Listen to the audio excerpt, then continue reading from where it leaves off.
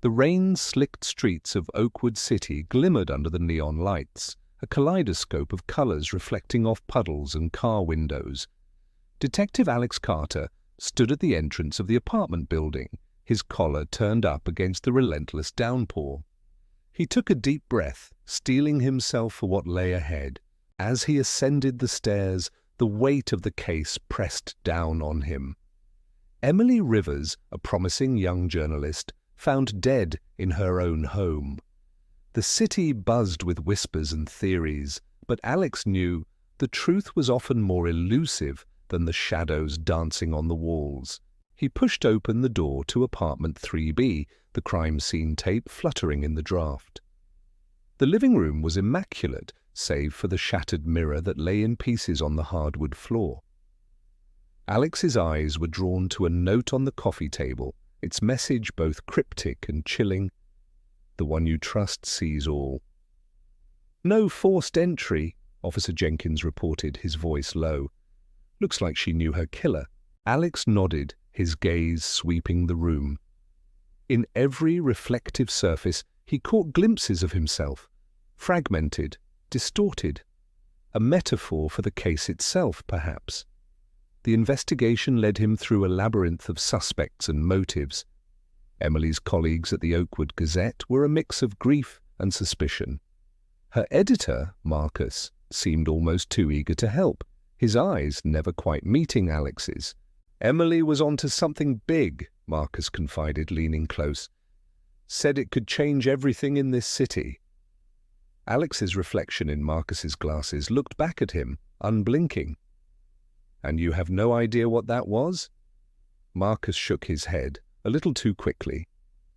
She kept her cards close to her chest, always did. As days passed, the case grew more complex. Emily's laptop revealed encrypted files and notes on political corruption that reached the highest levels of city government. Security footage from her building showed a blurry figure entering on the night of the murder, but the face remained frustratingly obscured. Every lead seemed to point in a different direction.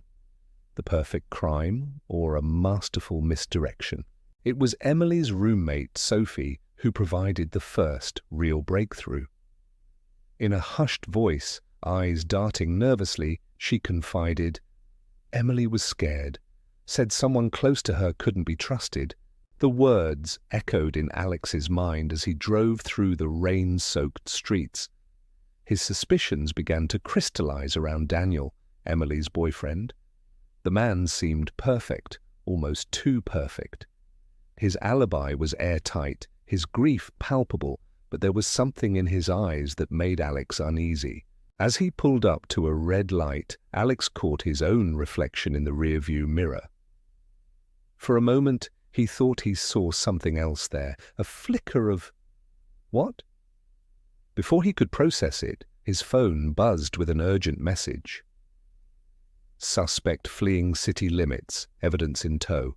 The chase was on. Alex's car tore through the streets, wipers struggling against the deluge. He caught glimpses of a figure in black, always just out of reach.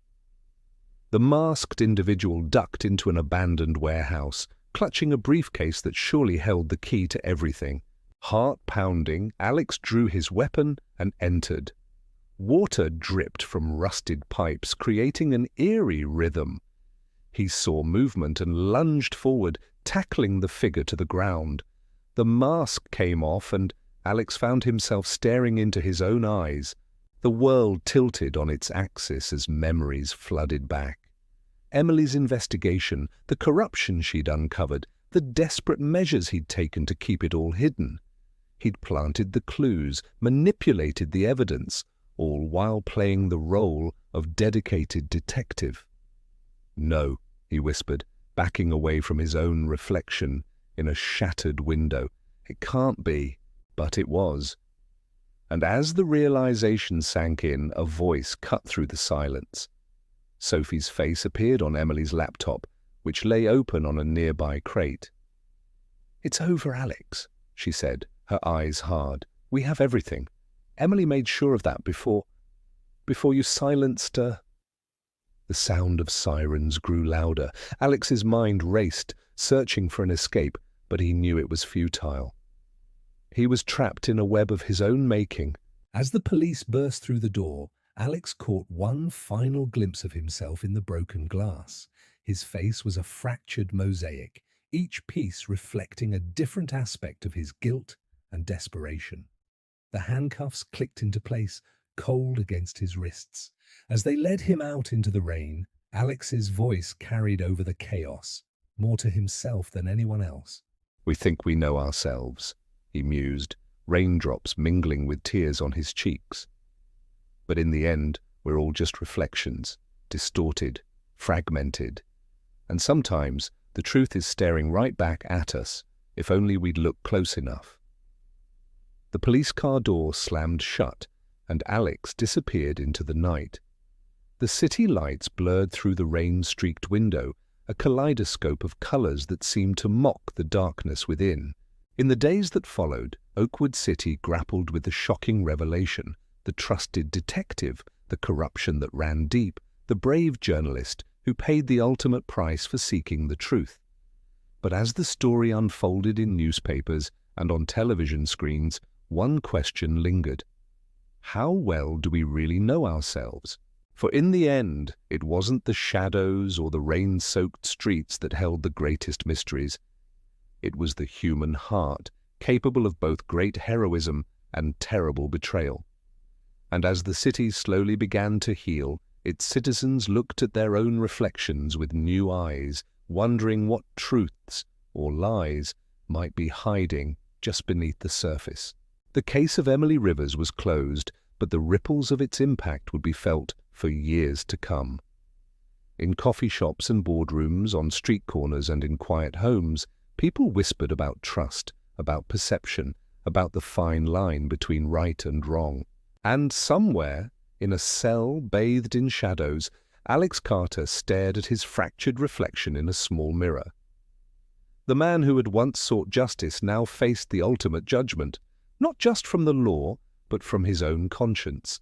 As night fell over Oakwood City, the rain continued to fall.